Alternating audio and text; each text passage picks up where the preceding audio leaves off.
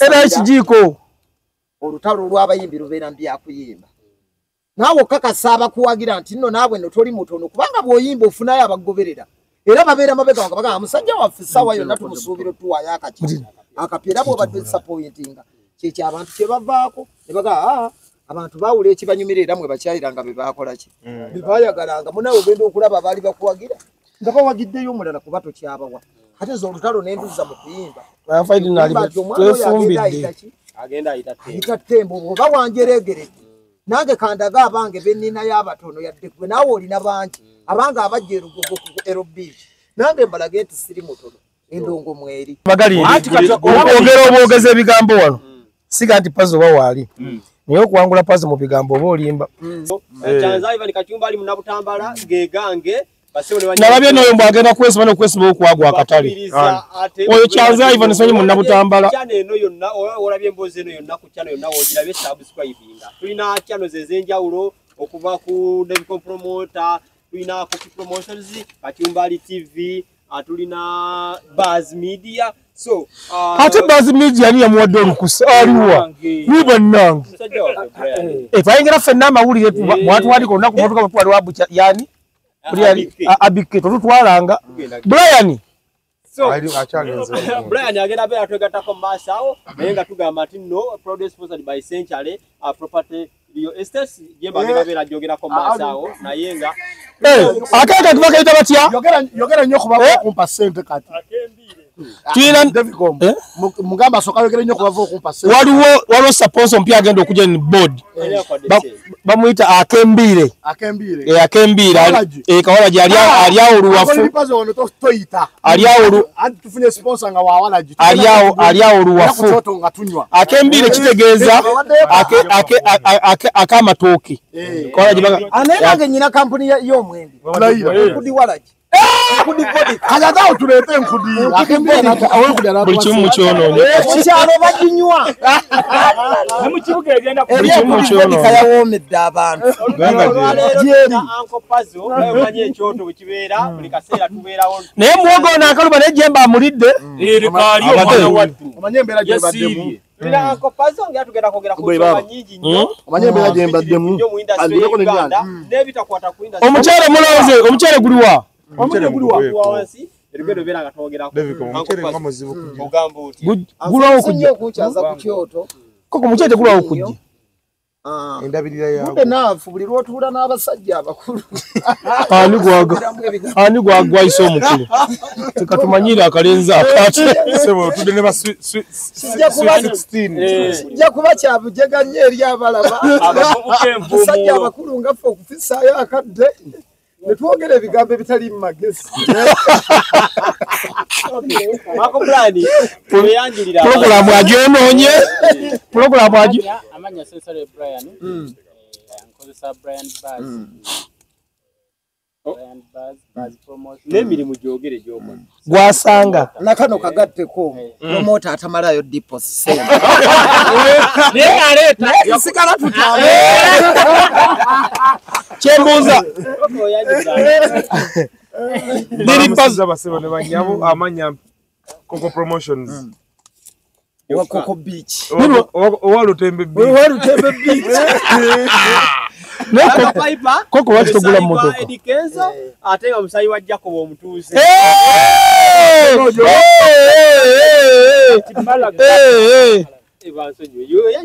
akafitino wakateera ddala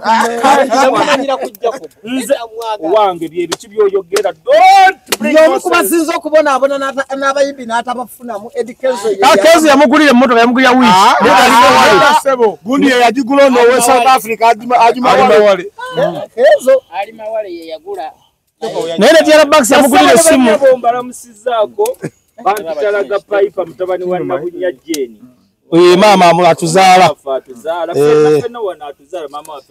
tategekangako kivulu n'agamba afunye buli kadde abeera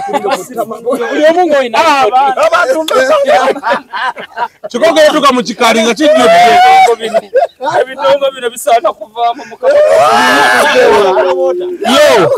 soka yanjulira abatulaba amanya nze nange akanize ne wakamu bugambi nti gwe mukulu wa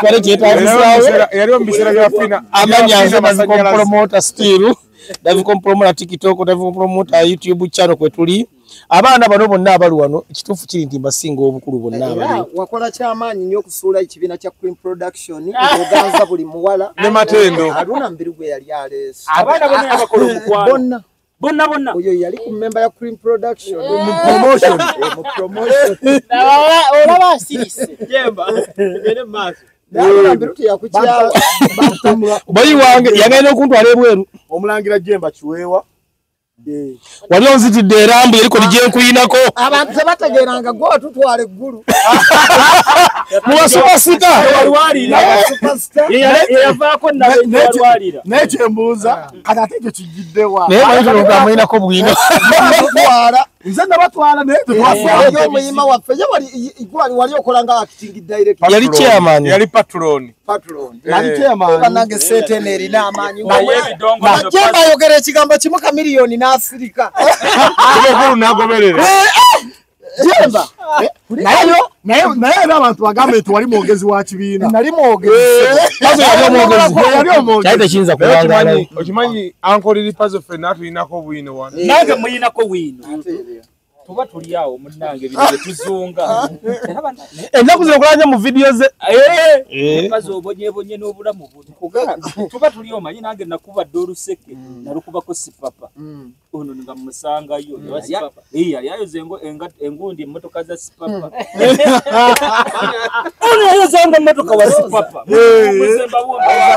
era nze kutegula mu byonna abantu bansonyiwe ensi eno singa nali mukazi baladofumye balya bangi sandifumye malya mangi ensi engeri gye mpewenyudde kibo singa nali mukazi singa nagwa olubega ensi enkozeko efujja era abantu bo bansaasire wesitambudde bulungi bansonyiwe noonya sente emyaka gyonna gye mmaze ku nsi emyaka gibadde mifu wetegereza ku myaka gye nnyina ng'akalembereza akafunye ejjo juzi wano ku nkudde ate oba naye Katonda yalinamira kubonaabona omwaka guba guggwako wetukolera ennyo mu Krismasi fiina mugero n'akirinnya soko mara emboozi ya sipapa eyo nyagimanya emmotoka omwami ono yayozanga mmotoka wa sipapa kasoka ginyumeyo mwenye gemazima mutasamiriro abyayogera bituufu kakati nno nga manyi kodi gyakozesa omanyika mu bantu era tuli pazo ze nabuuka leeti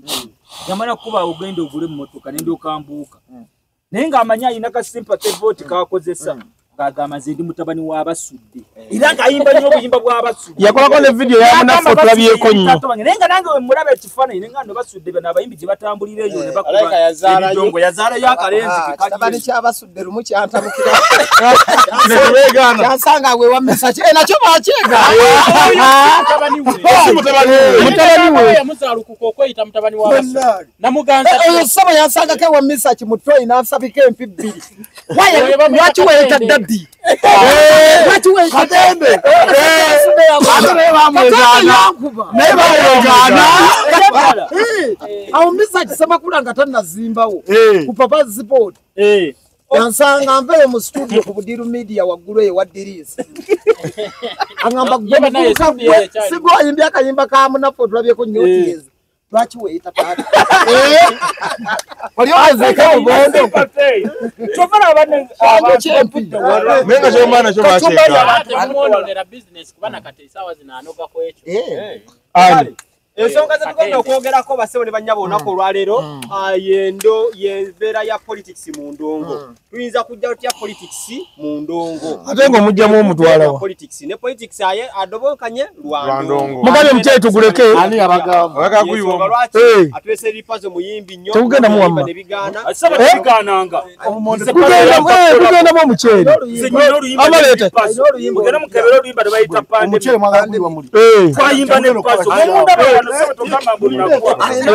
brad n'omuceeri gugenda mu muno atubitokose mugende mu maaso sokolinayo tuli ku kyo mugenda kumala okunyumya wano mutugambe enjala ebaluma njagala kumanya kituufu kye baagala okukola. Omuceere tugenda kuyiwa muno. Okuteeka omuceere mu nnyama.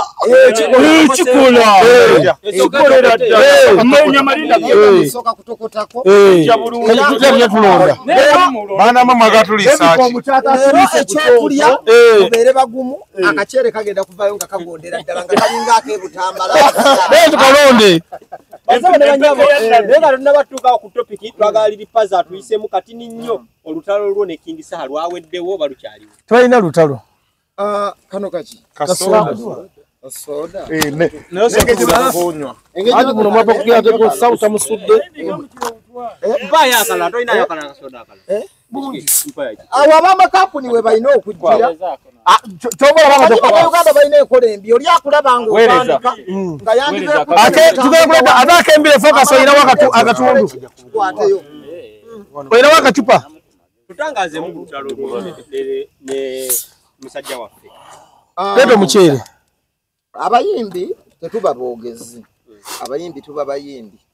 Era oba mujega. Sino muceere awo. Omuyimbi olutalo lw'okuyimba bw'oliyingira ebigambo n'otakola ki. N'otayimba. Niba naye. Kakati Nenzo wano wenatudde wano. obutuufu mwenna mumpaako obujulizi nga bwe mubuwadde. Gende. Mbonyeebonye nnyo n'obulamu. Abawangaalira ku makiri okubanda. Kati kabutu bakabako mu byokimanyi ekyo. Abantu kyabujega nnyo era kyabulyazaamaanyi. Okunteekako embeera eyinza okugamba nti nnyina we nali Ewa mutunga mutinyi. era nti olunaku luyinza okukya n'enjawukana ku bantu. Kano nakatwala eka. Abantu era nkulidde mu mikono gy'abantu. Sebabituwadde. Awangaalira eyo mulaka ayiko. Kyovula abamu bapita mu Namasaka abalala bampita mu Nalaka. Ate nga tupima biki. Ekinyambye okubeera mu Kampala muno sirina muganda wange yadde n'omwaliko bwali nkulidde mu mikono gy'abantu. Mulimu abantu abanyambi nga David Omwoyo nammwe mwenna baganda bange mubadde mu lugendo lwange. Era ebiseera ebisinga nze David Omwoyo ye muntu atera okuntabukira naye sivangayo kumwogerako kubanga mwenna mumanyi ebinkwatako tubadde mu lugendo wamu. Naye kiba kibi nnyo omuntu nga tabadde mu lugendo lwo. Ekisa ky'abantu nga kikusitudde bwe kimala okusitula nekikuteetusaako wootuuka. Abayimbi nno tulina tteeka emu eyinza ddala mu bantu abakuwagira ne bakukyawa. Teekeyo ya munnabitone okujja n'akujolonga. Muyimbi munno. Abaakunafuyiza nemba kuwagira balaba nga tokyalina yadde omuwendo. Era abantu kibeere ne batuluma ne bagayi naye omuyimbi waffe takyalimu yadde empeke. Yadde ensa. Nnyo. Kakati mu mbeera eyo omuntu osobola omucommunicatinga mu ngeri nnyingi nnyo. Kubanze mukimanyi sirina ggaali. Ebigambo Mukama Katonda yampa ebitone bibiri mu nsi. Kwogera na kuyimba. Bwe nagenda okulaba ng'okwogera era bajja kumpangula. Nti oyogera nnyo. Ne ŋŋamba kannyimbe. Ekyasinga okunnuma. Nalwala nnyo Jembo yayo. Naliwo ngenda kwenonera mu barracks. Era ekintu mu bulamu kye siyinza kwerabira bwe bulwadde obwannuma. Neerera okubanga abantu bandaba wano. Second chance ya Mukama Katonda. Era n'abantu beebuuza naye sad story gye wali onyumya yeriwa. Tebakimanyi. Ne Mama Faridi oli atudde wali agimanyi. Andabye leero nangamba yakoma okundaba mu ddwaliro. Sad story yange yagimanyi. Era buli lunaku ansabira. Kati omwana oyo yajja n'ayogera statement ye yannuma ennyo. Nze natuukako n'okusaba Mukama Katonda saawa ziri mmeka. Nali ebbomba awo. Nentuuka okusaba Mukama Katonda anzijembula mu bwenseeri. Ng'olya wenyiye. Zaali ssaawa nga 3. Obulwadde nga bunnumidde mu nnyumba. Nafuluma munda mu ddwaliro nga bunnumye embukooye nenzira wabweru. Nempulira nga ne wabweru tewammala kati nga ndi bweti. Naye Katonda anzijulula. Naye teyakikola. Kati yagenda n'akola ka statement naga waliwo omulwadde yava mu ddwaliro nga tawonye. Naye tujja mukwata mpola tumuzzeeyo. Omunnyo guliwo. Neŋŋamba omusajja ono ku kintu kye nayitamu. Gyayagala okunziza. Tayinza kuddamu ku nti oba olaba ebirala batuvuma nze bavuma ebintu bingi. Oli kasiiwufu, oli n'ebibuno, waliwo South Africa yaŋŋamba muli basezi. Ebyo byo bireka ne mutambula. Nawe South Africa ali omusi. Wali amudamu. Ekintu kyakwata nnyo. Ate muyimbi munno. Nekinnuma kale kulw'okwerekereza olwafa abangi bwe tutudde wano. Ekyavaako akabasa. Naye tukisabira. Era ekijiiko.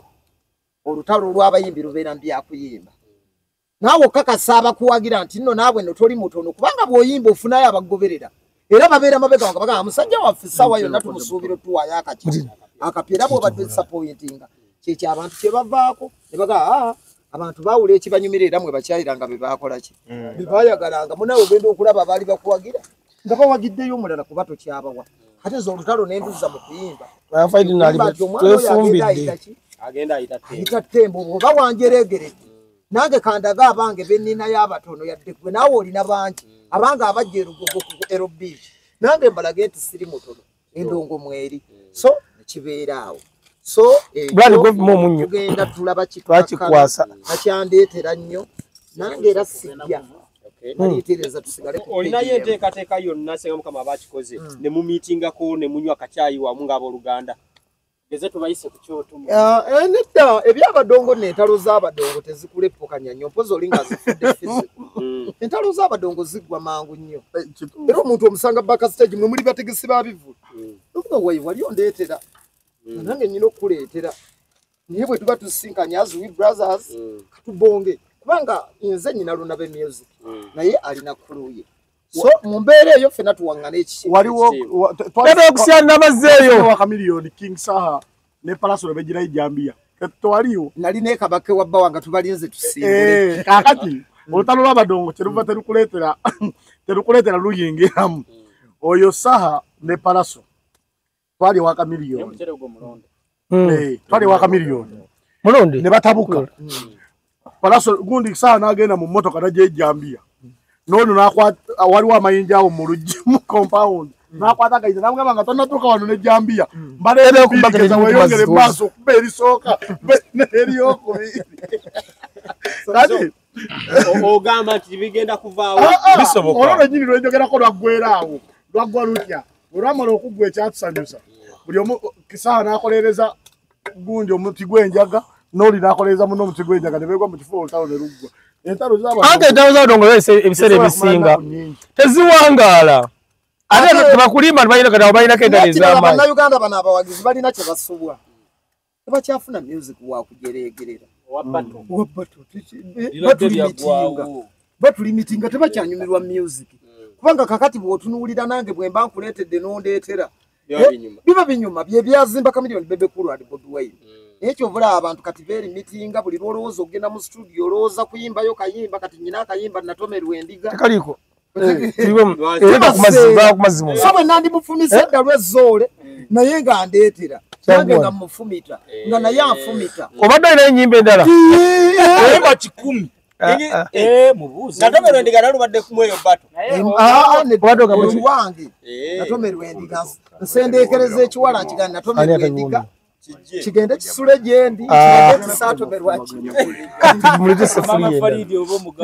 mama Faridi ye yanta buliwa yo submission kwene ensonga ya Pazo ne King Saha ensonga enyangu okuggwa kubanga wetutunako wano mu nnaku za Boxing Day Saha taagalirako ddala Kenzo naye we bagenda emasaka ku Nabugabo bali ku stage bameka babiri naye ekyo Kenzo yasinga okikolesa ne ku lyato mugenda n'okudda bakozesa liki kati fe abalabi ne tusigala nga twebuuza kyovana bentalo ezimu muzitulekamu ne mutuleetera ebizibu laga pipe mu abadde balwanya entalo z'abayimbi wakati mu kuba amasimu ku leediyo kirekawo endongo eno kigigattako ndowooza ate kibadde kigigattirako dda era lunnabe waba agamba yavudde mu lutalo neraavu yange gy'oli egenda Saalongo nze mbadde mu ppika ne mugaSaalongo ddamu olutalo music we yadda Saalongo abafaani abali ekyannamukaaga abali eyo kanyweko ku lw'olutalo baagala ebyo oyo ayagala kuwulira kuba buli wookwata ku munno eno nga naye bamanyi aleeta kampu yone naye ejja kuva kati amazima gali kati guli mmeka kati amazima gali ogera obwogeza ebigambo wano siga nti Pazo wawaali naye okuwangula Pazo mu bigambo oba olimba sakunyuma twetwala ne Pazo ku WhatsApp sabikunyumiza twewalabula bwe ennaku tuzalinganganya nambuza waliwo abansabye Pazo ne bambuuza ngenda mumuwangula ntya era akakiiko ako kabaddeko baddaviko naye akakoa nina simple sokoddemu kali akakiiko aka kakusaba baba akonjera abakipushinga kuliko ba Devicom nkimanyi bateyinza obutabanyanga olutalo luyinza okugwa nga bale tenatuuka naye nyina akakodyo kange kebayita tiimu ffenna tubifiirwa mukuba engwala ne tweyola ku nebigwerawo abatanayingira mu zino zimulirwana kaaliwo tomukwatira mwezo omukwata wano makati nga yakasumululayo nga 3 uyo Amukuba omwereka. banange nemukuba omwereka nabagamba omupira guwe tegulidibwamu maaso so ababadde basaba bato engeri gyenyiza okumumega naye ekintu kyowakoze Salongo omanyi pazo kyagambye nekizimbye esaha bannange twongere amazima tukufumbira waguno atuuka n'okukwata ku famire ye n'ayimba ku mwana biki enyimba ezo zisigalawo kakati oli omwami esaha yaatakuba freestyle n'asigalawo ono omwana yamukubye eddalu ezzooli tugenda kubeera ku YouTube abazzukulu ne baani bonna bali lusa naye zooli zijja kusigalayo kyenjagala mumanye ku bintu bino mwegendeeze nnyo saha oyo tasobola bintu bya bato yasinga obutitizi ku nsi ya Mukama yalemera mu bebe yamulemera kandi lwakuba oli teyamuddangamu oyamulemera muwamaana afuna kisinga yamuddangamu teyandibadde nga awo sikiriziganya nawe interview eno saagala mugitambulize ku mbeera ya lwakuba wendi Enevaziye.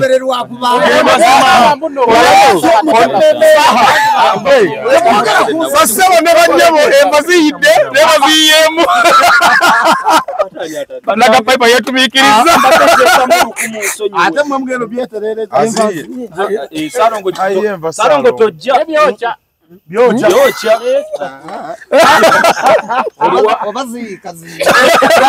benado bifiru leka kati kajibu okoze kyaki